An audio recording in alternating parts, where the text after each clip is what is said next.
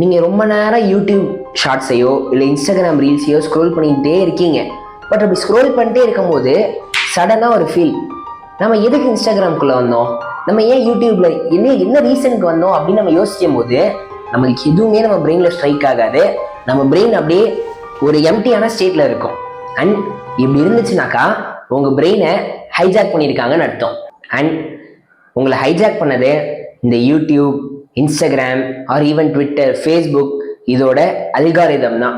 இந்த அல்காரிதம்லாம் நம்மளை எப்படி ஹைஜாக் பண்ணுது அப்படின்றத நான் ஒரு சின்ன ஸ்டோரி மூலயமா உங்களுக்கு புரிய வைக்கிறேன். நம்ம எல்லாம் ஒரு கதை கேள்விப்பட்டிருப்போம். கழுதையை மூவ் பண்ண வைக்கிறதுக்காக அந்த கழுதைக்கு முன்னாடி ஒரு கேரட்டை தொங்க விடுவாங்க. அது மூக்கு கிட்ட இருக்கும். ஸோ அந்த கழுதையால அந்த கேரட்டை ரீச் பண்ண முடியும், அந்த கழுதை நம்பும். பட் பிராக்டிக்கலா அந்த கழுதையால அந்த கேரட்டை ரீச் பண்ண முடியாது. ஸோ அந்த கேரட்டை பிடிக்கிறதுக்காக அந்த கழுதையும் மூவ் ஆகிட்டே இருக்கும். இதே கான்செப்ட்ல தான் நம்மளே இந்த சோசியல் மீடியா அல்காரிதம்ஸ்லாம் ஹோப் பண்ணி வச்சிருக்கு.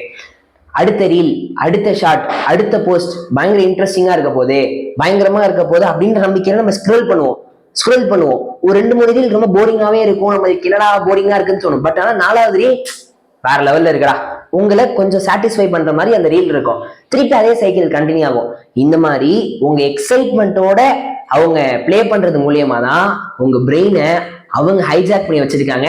அண்ட் இந்த ஒரு ரீசன்னாலதான் நீங்களும் ரொம்ப நேரம் ரேண்டமா மீனிங்லெஸ்ஸா ஸ்க்ரோல் பண்ணதுக்கு அப்புறம் ஒரு மாதிரி எம்டியா ஃபீல் பண்ணுவீங்க. அண்ட் இந்த எம்டி ஃபீலிங் நம்ம எப்படி சொல்லலாம்னாக்கா, ஜஸ்ட் இமேஜின், நீங்க ஒரு பிளேட்ல சாப்பாடு போடாம ஜஸ்ட் சும்மா கையை வச்சு எடுத்து சாப்பிட்டுக்கிட்டே இருப்பீங்க.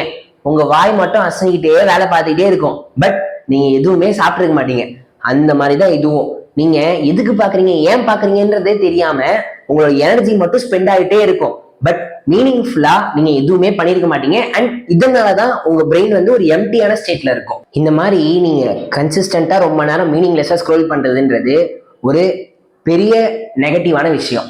ஏன் இது ரொம்ப பெரிய நெகட்டிவ்னு நான் சொல்றேனாக்கா, இந்த மாதிரி நம்ம மீனிங்லெஸ்ஸா ஸ்க்ரோல் பண்றது மூலியமாவோ இல்ல வேற ஏதாச்சும் விஷயங்கள் நம்ம ரொம்ப அடிக்டடா இருக்கும் போதோ நம்மளுக்கு நம்ம லைஃப்ல நார்மலா சின்ன சின்ன விஷயங்கள்ல இருந்து கிடைக்கிற சந்தோஷங்கள் எல்லாம் என்னடா ரொம்ப போரிங்கா இருக்கு, இதெல்லாம் ஒண்ணுமே இல்லை அப்படி தோண ஆரம்பிச்சிடும்.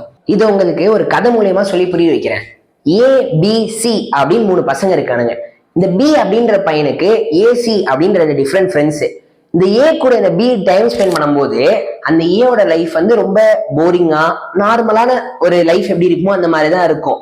எக்ஸசைஸ் பண்ணுவான், ஸ்கூலுக்கு போவான், ஈவினிங் படிப்பான், திருப்பி அவனோட இம்ப்ரூவ்மெண்ட்ஸ்க்காக அவன் ஏதாச்சும் ஒர்க் பண்ணிட்டு இருப்பான். இந்த மாதிரி நார்மலா இருக்கும். இதே இந்த B C கூட டைம் ஸ்பெண்ட் பண்ணும்போது சியோட லைஃப் ரொம்ப த்ரில்லிங்கா எக்ஸைட்மெண்டோட இருக்கும் அவன் லைஃப்.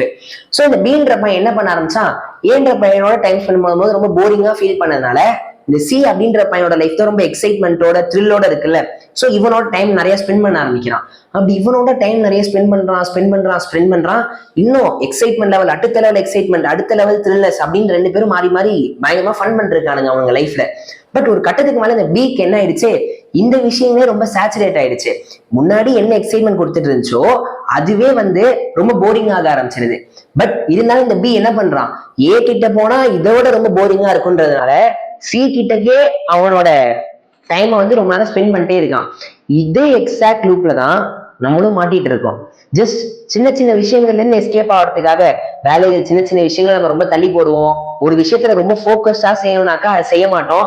இந்த மாதிரி விஷயங்கள்ல இருந்து எஸ்கேப் ஆகிறதுக்காக சும்மா போன் எடுத்து உட்காந்துட்டு ரீல் பார்ப்போம், ஷார்ட்ஸ் பார்ப்போம். யார் நமக்கு மெசேஜ் பண்ணியிருக்கா, மெசேஜ் பண்ணோடனே நம்ம யார் டக்குன்னு ரிப்ளை பண்றா, அவங்கள்ட்ட போய் சும்மா மெசேஜ் பண்றது, அவங்களுக்கு ஏதாச்சும் ஒரு ரீல் அனுப்புறது, இல்ல வாட்ஸ்அப்ல ஏதாச்சும் ரெட் கலர்ல அந்த நோட்டிபிகேஷன் பார்த்த உடனே டக்குன்னு உள்ள போறது, இல்ல படிச்சுட்டு இருக்கும்போது சும்மா நோட்டிபிகேஷன் சவுண்ட் கேட்ட உடனே அந்த ஆப்ல என்ன வந்திருக்குன்னு டக்குன்னு உங்க எக்ஸைட்மெண்ட்டை தூண்டி எடுத்துக்கிட்டு அங்க பாக்குறது. இந்த லூப்ல தான் இப்ப நம்மளும் மாட்டிட்டு இருக்கோம். அண்ட் இந்த லூப்ல இருந்து எப்படி வெளியே வரணுன்றத நெக்ஸ்ட் வீடியோல சொல்றேன்.